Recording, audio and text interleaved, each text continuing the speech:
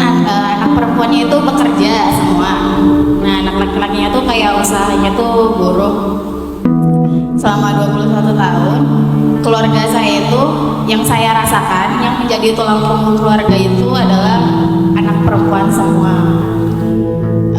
Terus ngituin prinsipnya itu kalau misalnya anak perempuannya lulus nih, terus kerja, itu jadi tulang punggung keluarga. Terus adiknya nanti ngelanjutin seperti itu.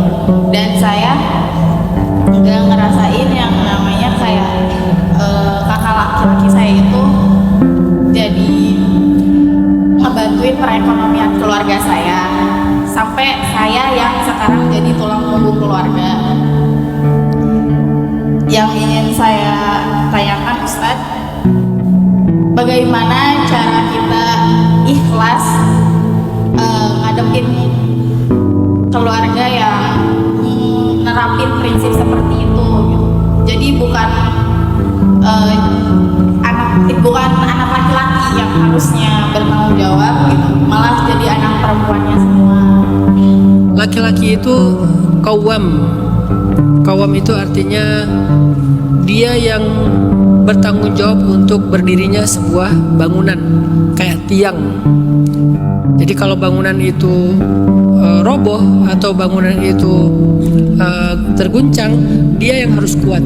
Itu namanya qawwam. Alan nisa, terhadap perempuan. Jadi bukan cuma ngimamin dalam arti nyuruh-nyuruh, bukan. Ini terjemahan yang agak egois sih. Kan aku itu imam, aku boleh nyuruh-nyuruh, bukan. Imam itu artinya, qawam itu artinya bertanggung jawab. Dari kata qama atau qaim atau qiyam artinya berdiri tegak.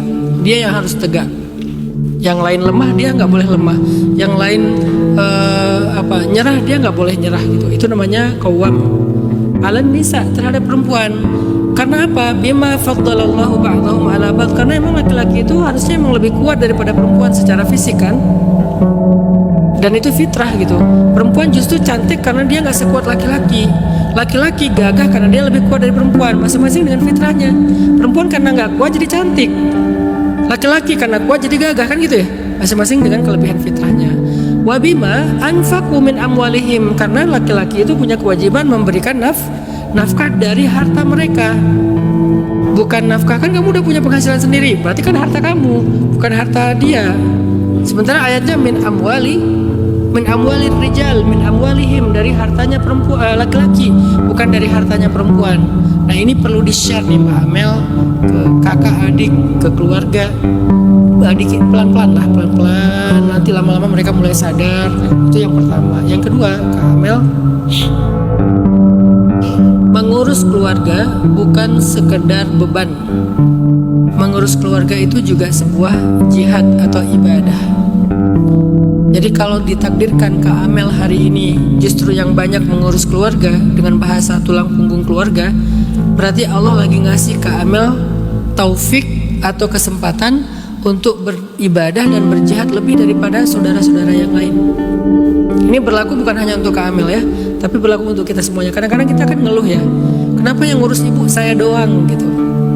Kenapa yang ngurus orang tua ketika mereka udah lanjut usia saya, kemana yang lain? Yang lain juga mampu kok. Kakak-kakak di luar negeri secara finansial mampu tapi nggak pernah peduli. Kakak-kakak yang itu rumahnya juga dekat tapi nggak pernah ke rumah, kan gitu ya. Suka kayak ngeluh gitu. Kenapa kita ngerasa kita doang yang capek ngurus orang tua? Bahwa mengurus orang tua selain itu sebuah beban, tapi ada hal yang lebih positif yang kita bisa masukkan ke mindset kita. Mengurus orang tua, mengurus keluarga itu adalah ibadah terbaik. Sehingga mungkin hari ini Kak Amel sedang beribadah dengan mengurus keluarga, orang tua, adik, atau saudara. Yang ibadah itu mungkin gak akan tergantikan dengan tahajud, gak akan tergantikan dengan puasa sunnah, gak akan tergantikan dengan sedekah-sedekah yang sunnah. Ibadah-ibadah yang sunnah itu mungkin gak bisa menggantikan kebaikan Kak Amel mengurus keluarga, terutama orang tua dan adik. Maka kalau dilihat dari sisi itu, kita jadi lebih berbesar hati lah. Walaupun sesekali ngeluh nggak apa-apa, tapi ada rasa kayak ridho. Oh iya ya, kan saya sedang beribadah di sini. Kalau saya doang yang melakukan kayak gini, berarti saya doang yang sedang beribadah dikasih taufik sama Allah. Alhamdulillah. Seperti orang yang nggak mempertanyakan kenapa saya doang yang ke masjid, kenapa yang lain, rumah-rumah yang lain pada sepi nggak ke masjid. Ya karena kita yang dikasih hidayah sehingga mau ke masjid, karena kita yang dikasih hidayah sehingga mau ngurus orang tua, sehingga karena kita yang dikasih hidayah karena makanya kita mau ngurus adik. Itu kan hidayah dari Allah dan itu anugerah kan. Nah, lihat dari sisi itu supaya kita punya lapang dada, syarhus sadar. Selain tetap tadi yang pertama harus berbagi semangat, sampaikan kebenaran lewat share konten, ajak dia ngaji, atau di rumah bikin halakoh kecil dengan membaca hadis-hadis 5 menit aja sehari, di waktu yang sama, di tempat yang sama, tidak berubah, 5 menit aja maksimal sehari, atau 1 hadis aja sehari. Lama-lama mereka bisa berubah kok. Saya kira 2 ya buat Kak Amel. 1, ajak ngaji lagi dengan kreativitas yang Kak Amel tahu seperti apa cara ngajak yang terbaik. Yang kedua, untuk Kak Amel sendiri supaya nggak rasa nelangsa, coba besarkan dan lapangkan dada Kak Amel dengan sebuah awareness langit. Aku lagi beribadah, ini taufik dari Allah, ini hidayah dari Allah.